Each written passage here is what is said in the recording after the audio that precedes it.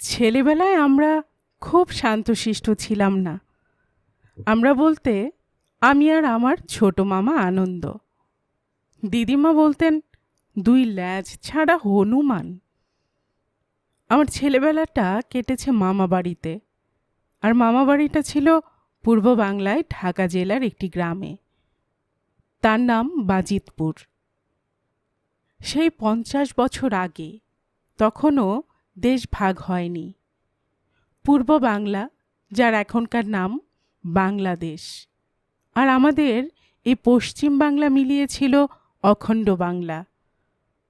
তখন সেখানে যেতে পাসপোর্ট, ভিসা এসব কিছুই লাগতো না। শিয়ালদায় গিয়ে ঢাকা মেলে উঠলে গড় গড়িয়ে চলে যাওয়া যেত গোয়ালন্দ।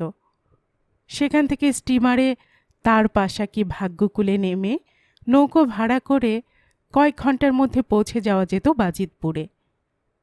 সেসব এখন স্বপ্নের মতো মনে হয়। যে কথা বলছিলাম, মামা বাড়িতে ছোট মামা, দিদিমা আর আমি থাকতাম, আর ছিল কিছু কাজের লোক। বড় মামা, বড় মামি এবং তাদের একমাত্র ছেলেকে নিয়ে থাকতেন নারায়ণগঞ্জ শহরে। তিনি সেখানে জুট মিলে চাকরি করতেন। ছুটি পেলে বাজিতপুরে আসতেন। আমার দাদু অনেক আগেই মারা গিয়েছিলেন। দিদিমা যেমন আমাদের আদর যত্ন করতেন, তেমনি তার দাপটও ছিল প্রচণ্ড। তাকে আমরা ভয় পেতাম ঠিকই, কিন্তু তাই বলে হাত পা গুটিয়ে সুবোধ বালক হয়ে থাকার মতো অতটা ভালো কশ্চিনকালেও ছিলাম না। সর্বক্ষণ আমার আর ছোট মামার মাথায় দুষ্টুমির চাষ হতো। সারাদিনে দুজনের নামে যত নালিশ আসত, সেগুলো পরপর লিখলে 3 ফুট লম্বা একটা ফর্দ তৈরি হয়ে যাবে।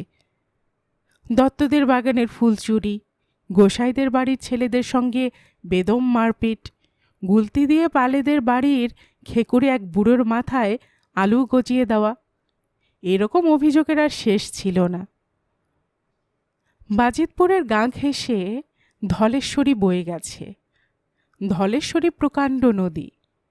স্কুলে যাওয়ার নাম করে নৌকার বাইচ খেলা, সাঁতরে মাঝ নদীতে চলে যাওয়া, রাতে বাড়ি থেকে চুপি চুপি পালিয়ে জেলেদের নৌকোয় চড়ে রাতে জেলেদের ডিঙিতে চড়ে ইলিশ মাছ ধরার অভিযান, এসবও ছিল প্রায় রোজকার ঘটনা। দিদিমা ছিলেন অত্যন্ত ধুরন্ধর মহিলা। সামনের দিকে যেমন তার দুটো চোখ, মাথার পেছন দিকেও ছিল অদৃশ্য আরও ডজন খানেক। আমরা যদি যাই ডালে ডালে, তিনি যেতেন পাতায় পাতায়। দিনের বেলা যাই করি না কেন, রাত্রিরে বেরিয়ে বেঘরে না মারা যায়, সেজন্য তার সতর্কতার অন্ত ছিল না। মামা বাড়িতে একটা টিনের দোতলা ঘর ছিল। রাত্রিরে পড়াশুনো এবং খাওয়া দাওয়া হয়ে যাওয়ার পর দিদিমা আমাদের দোতলায় তুলে বাইরে থেকে দরজায় তালা লাগিয়ে দিতেন। পরদিন ভোরে তালা খুলে আমাদের বার করতেন। কিন্তু একটা ব্যাপার তিনি টের পাননি। জালনায় যে লোহার শিকগুলো বসানো ছিল, আমরা দুই মামা ভাগ্নে ছুরি দিয়ে কেটে কেটে বহুদিনের চেষ্টায় তার একটা আলগা করে ফেলেছিলাম। দিদিমা তালা দেওয়ার পর চারদিক নিশুতি হয়ে গেলে সেই শিকটা খুলে যে ফোকর হতো, তার ভেতর দিয়ে বাইরে বেরিয়ে পড়তাম। ঘরটার পাশে ছিল সুপুরি গাছের ঘন জঙ্গল। সবচেয়ে কাছের সুপুরি গাছটা বেয়ে পলকে নিচে নেমে পড়তাম। তারপর পাল বাড়ি, মজুমদার বাড়ি, মৃধা বাড়ি, এমনি নানা জায়গায় হানা দিয়ে বন্ধু বান্ধবদের জুটিয়ে সারা রাত নানা অপকর্ম করে ভোর হওয়ার আগেই ফিরে আসতাম। সেই সুপুরি গাছটি বেয়ে জানলার ফোকর গলে ঘরে ঢুকে শিকটি জায়গা মতো বসিয়ে দুজনে শুয়ে পড়তাম। পরদিন রোদ ওঠার পর দিদিমা যখন ঘরে তালা খুলতেন, দেখতে পেতেন দুই মূর্তিমান পরস্পরকে জড়াজড়ি করে নাক ডাকিয়ে ঘুমোচ্ছে।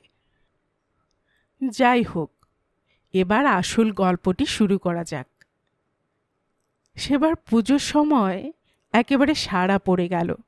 শোনা গেল বরিশাল থেকে বিখ্যাত যাত্রার দল বিনোদিনী অপেরা ইনামগঞ্জে রাবণ বধ পালা গাইতে আসছে। আমরা দুই মামা ভাগ্নে তো বটেই, গোসাই বাড়ির সুখেন আর জগা, মৃধা বাড়ির আনিস, মজুমদার বাড়ির সুবল, এমনি 5-6 বন্ধু একেবারে চঞ্চল হয়ে উঠলাম। পালাটা দেখতেই হবে। কিন্তু ইনামগঞ্জ হল ধলেশ্বরীর 10 মাইল উজানে, মস্ত গঞ্জ। সেখানে সপ্তাহে 2 দিন হাট বসত। অত দূর গিয়ে ভোর হওয়ার আগে বাড়ি ফিরে আসা খুবই কঠিন কাজ।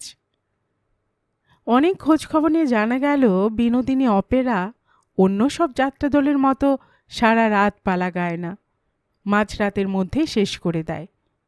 নিজেদের মধ্যে প্রচুর পরামর্শ করে ঠিক করলাম পালা শেষ হওয়ার সঙ্গে সঙ্গে নৌকায় উঠে বাদাম খাটিয়ে দেব। হাওয়ার টানে 10 মাইল পেরোতে 2 ঘন্টাও লাগবে না। পরদিন দিদিমা দরজা খুলে দেখবেন তার নাতি এবং কনিষ্ঠ পুত্রটি অন্য দিনের মতোই ঘুমিয়ে আছে। পালার তারিখ পড়েছিল অষ্টমীর দিন।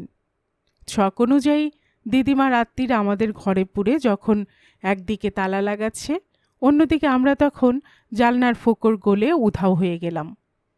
বন্ধু বান্ধবদের জোগাড় করে পাড়ি দিলাম ইনামগঞ্জে। আমরা যখন পৌঁছালাম তখনও পালা শুরু হয়নি। হাটের মাঝখানে গন্ডা কয়েক হ্যাজাক জ্বালিয়ে আসর বসেছে। বাজনাদারেরা ঝড়ের গতিতে কনসার্ট বাজিয়ে যাচ্ছিল। আসরটাকে ঘিরে প্রচুর দর্শকের ভিড়। তাছাড়াও দেখা যাচ্ছিল অন্ধকারে হ্যারিকেন হাতে ঝুলিয়ে কাতারে কাতারে মানুষ আসছে। একসময় এক ঝাঁক সাজগোজ করা যাত্রাদলের মেয়ে এসে কনসার্টের তালে তালে নাচ শুরু করল। একে বলা হয় সখী নৃত্য। আসল পালা শুরু হওয়ার আগে এরকম নাচ সে আমলে দেখানো হতো। 8 ঘন্টা নাচার পর সখীর দল সমস্ত আসরটাকে সরগরম করে সাজঘরে ফিরে গেল। তার কতক্ষণ পরে পালা শুরু হয়েছিল এতকাল পরে আর আমার মনে পড়ে না। যেটুকু মনে আছে, মাঝে মাঝেই তলোয়ার আর তীরধনুক নিয়ে রাম আর রাবণ আসরে আসছিল আর মুহুর্মুহু রণহুঙ্কার ছাড়ছিল। রাবণের ছিল বিশাল দশাশয়ী চেহারা, চোখ দুটো টকটকে লাল। মনে হয় লোকটা গাঁজা টাজা খেয়ে পালা গাইতে নেমেছিল। গায়ে জোরও ছিল প্রচণ্ড। হাতের বাইসেপ কম করে 24 ইঞ্চি আর ছাতি কমসে কম 48 ইঞ্চি তো হবেই। তার হুঙ্কারের জোরটা ছিল অনেক বেশি। সারা আসর একেবারে গম গম করে উঠছিল। দর্শকরা ফিসফিস করে নিজেদের মধ্যে বলাবলি করছিল, এই না হলে রাবণ, বাপের ব্যাটা একখানা। রাবণের তুলনায় রাম ছিল অনেক রোগা পটকা। দেখে বোঝা যাচ্ছিল গায়ের জোরও তার কম। কিন্তু হাজার হলেও রামচন্দ্রের পাঠ তো করছে, বীরত্ব তাকে দেখাতেই হবে। সেও গলা ফাটিয়ে গর্জে উঠছিল, তবে রে রাবণ, দুরাচারী পাষণ্ড, বিনাশ করিব তোরে সম্মুখ সমরে। রাম এবং রাবণ যতবার আসরে আসছিল তলোয়ার ঘুরিয়ে তুমুল লড়াই চালিয়ে যাচ্ছিল। দেখতে দেখতে সে অল্প বয়সে আমার গায়ে কাঁটা দিয়ে উঠছিল। আমাদের চারপাশের দর্শকরাও দম বন্ধ করে বসেছিল। তাদের চোখে পলক পড়ছিল না। রামায়ণে ফাইনাল লড়াইটার আগে রাম রাবণের যতবার যুদ্ধ হয়েছে তাতে কেউ জেতেও নি, হারেও নি, ড্রই থেকে গেছে। কিন্তু এখানে মনে হচ্ছিল রাম যেন ঠিক পেরে উঠছে না। রাবণ দাঁত কিড়মিড় করতে করতে বাই বাই করে তলোয়ার ঘুরিয়ে রামকে একেবারে কোণঠাসা করে ফেলছিল। বিনোদিনী অপেরার মালকিন বিনোদিনী দাসী বাজনাদারদের একপাশে বসে প্রম্পট করে যাচ্ছিল। কালো কুচকুচে গায়ের রং, 1.5 মণের মতো ওজন, বড় বড় চোখ, মাথায় বড় খোপায় সোনার কাঁটা গোজা, নাকে পেল্লায় নথ, গলায় 7 নহর হার, হাতে গোছা গোছা সোনার চুড়ি। দেখলেই টের পাওয়া যায় অত্যন্ত জবরদস্ত মহিলা। রামকে রাবণ ধাওয়া করলেই সে চাপা গলায় হুমকে উঠছিল, এই হারামজাদা নিবারণ, বৃন্দাবনের পেছনে ওভাবে লেগেছিস কেন? যা আসরের মাঝখানে। ও না রাম? জানা গেল রাবণের আসল নাম নিবারণ আর রামের বৃন্দাবন। রাবণরূপী নিবারণ দাঁত খিচিয়ে বলছিল,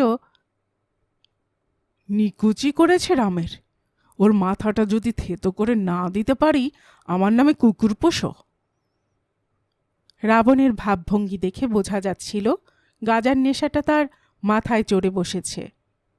কিন্তু বিনোদিনী তাকে ছাড়বে কেন? রাবণের বদলে রাম যদি বধ হয়ে যায়, দল আর চালাতে হবে না। কাজে গলার স্বর চড়িয়ে বলছিল, ফের বদমাইশি করলে দল থেকে বার করে দেব। শাসানিতে কাজ হয়।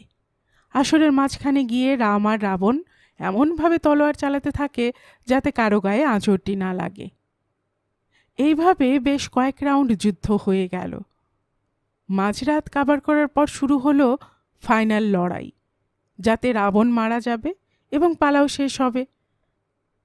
বোধহয় ফাইনাল ফাইটটার আগে বেশ কয়েক কলকে গাঁজা টেনে এসেছিল নিবারণ। নেশাটাও এখন তার মাথায় জাঁকিয়ে বসেছে। নেশাখোরদের যা হয়, কিছু একটা ঘাড়ে চাপলে কিছুতেই সেটা নামাতে পারে না। রামায়ণে রাবণের শেষ গতি কী হয়েছিল তা যেন ভুলেই গেছে নিবারণ। অনবরত রামকে তাড়া করে যাচ্ছিল সে। যুদ্ধক্ষেত্র বোঝাবার জন্য কিছু মরা সৈনিক আসরে শুয়ে রাখা হয়েছিল। তারা তো সত্যি সত্যি মরেনি। ধলের শরীর ঠান্ডা হাওয়া গায়ে লাগায় বেশ আরামেই ঘুমিয়ে পড়েছিল। এদিকে রাম রাবণ লড়াই করতে করতে মাঝে মাঝে তাদের মারিয়ে দিচ্ছিল। কাঁচা ঘুম ভাঙিয়ে দেওয়ায় বেজায় চটে গিয়ে লাফিয়ে উঠে পড়ছিল তারা আর গালাগাল দিচ্ছিল, কেন হারামজাদা লাথি মারল রে?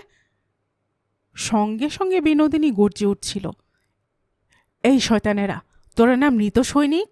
মরা মানুষ উঠে বসে না এভাবে চেল্লায়? দলটাকে তোরাই ডুবাবি। নিজেদের ভুল বুঝতে পেরে, ও ও আমরা মরা সৈনিক তাই তো বলে জিভ কেটে আবার তারা লম্বা হয়ে শুয়ে পড়েছিল।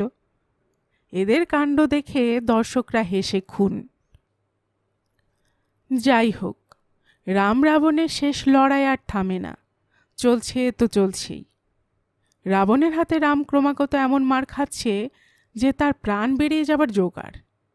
মুখে না বললেও মনে মনে নিশ্চয়ই আওড়াচ্ছিল, ছেড়ে দে মা, কেঁদে বাঁচি। কিন্তু ছাড়ছেটা কে? আত্মরক্ষার জন্য সে আসরময় ছুটোছুটি করে বেড়াচ্ছিল। মাঝরাতে পালা শেষ হবার কথা ছিল, কিন্তু 3 প্রহর পেরোবার পরও যুদ্ধ আর থামে না। আনিস বলল, এখন গিয়ে নৌকোয় না উঠলে ভোরে বাড়ি পৌঁছতে পারবো না, উঠে পড়। এমন একটা যুদ্ধের শেষ না দেখে আমাদের কারো ওঠার গরজ নেই। তবু আনিস আরেকবার মনে করিয়ে দিল, ভোর হবার আগে না ফিরলে কপালে অনেক দুঃখ আছে।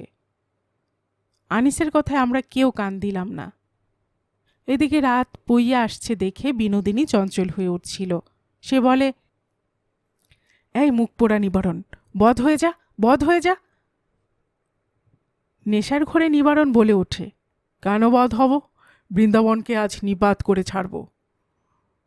ওরে লক্ষ্মী ছাড়া, রাম কখনো বধ হয়? তুই কি রামায়ণ নতুন করে লিখবি? শিগগির শুয়ে পড় বলছি, নইলে তোর একদিন কি আমার একদিন। বিনোদিনীর শাসানিটা গ্রাহ্যই করল না নিবারণ। সে তলোয়ার ঘুরিয়ে ঘুরিয়ে হুঙ্কার ছাড়তে ছাড়তে রামের পেছনে ছুটতে লাগল। এ যুদ্ধ এ জন্মে থামবে বলে মনে হচ্ছিল না। অগত্যা বিনোদিনী দাসী কি চিন্তা করে সাজঘরে চলে গেল।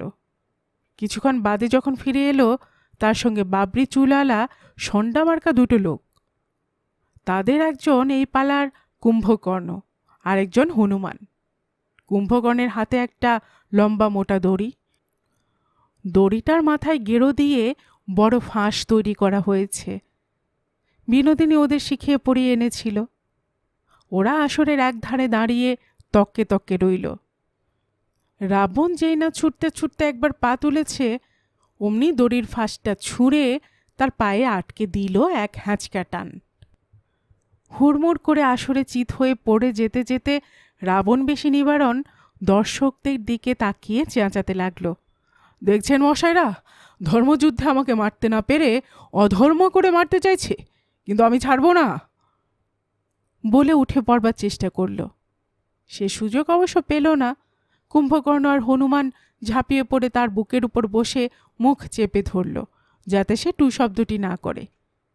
বিনোদিনী চিৎকার করে রামকে বলল, পোড়ার মুখোটাকে এবার বধ করে ফেল। রাম খুব কায়দা করে তার তলোয়ারটা বার কয়েক শূন্যে নাচিয়ে রাবণের গলায় আস্তে করে বসিয়ে দিল। এইভাবে সেবার রাবণ বধ হয়েছিল এবং রামায়ণের মানও বেঁচেছিল। এদিকে পালা শেষ হলো, রোদ উঠে গেছে। আমরা ঊর্ধ্বশ্বাসে ছুটতে ছুটতে নদীর ঘাটে গিয়ে নৌকোয় উঠলাম। 10 মাইল উজান ঠেলে বাজিতপুর ফিরতে ফিরতে দুপুর হয়ে গেল। তখন সবার বাড়িতে মরা কান্না চলছে। বাড়ির লোকেরা ধরে নিয়েছে বেঘরে আমাদের প্রাণগুলো গেছে। যাই হোক, আমরা বেঁচে আছি দেখে কান্না তো থামল, কিন্তু আমাদের অভ্যর্থনাটা কীরকম হলো সে কথা ভাবলে এই বয়সেও চোখ ফেটে জল এসে যায়। অন্য বন্ধুদের কি হাল হয়েছিল মনে নেই, তবে ছোট মামা আর আমাকে হাত পা বেঁধে বেধড়ক পেটানো হয়েছিল। মারটা না হয় সহ্য হতো, কিন্তু তার চেয়ে অনেক বড় ক্ষতি হয়ে গিয়েছিল আমাদের। বাইরে তালা বন্ধ থাকলেও কিভাবে আমরা বেরিয়ে যেতাম দিদিমা সেটা আবিষ্কার করে ফেলেছিলেন। সুতরাং টিনের দোতলায় আমাদের রাতে ঘুমানো বন্ধ হলো। মামা বাড়িতে 3-4টে মজবুত পাকা ঘর ছিল, তার একটায় থাকতেন দিদিমা। সেখানে তার পাশে আমাদের শোবার ব্যবস্থা হলো। দিদিমার কান কুকুরের মতো সজাগ আর ঘুম খুব পাতলা, তাকে ফাঁকি দিয়ে কিছু করা অসম্ভব। রাতে বেরিয়ে যে ধলেশ্বরীতে মাছ ধরব বা কোথাও যাত্রা দেখতে যাব তার আর উপায় রইল না। রাবণ বধ আমাদের সর্বনাশ করে দিল। গল্পকুটুম চ্যানেলে এতক্ষণ আপনারা শুনছিলেন প্রফুল্ল রায়ের লেখা একটি মুচকি হাসির গল্প, রাবণ বধ পালা। আর এতক্ষণ গল্প পড়ে শোনাচ্ছিলাম আমি রোমানা নূপুর।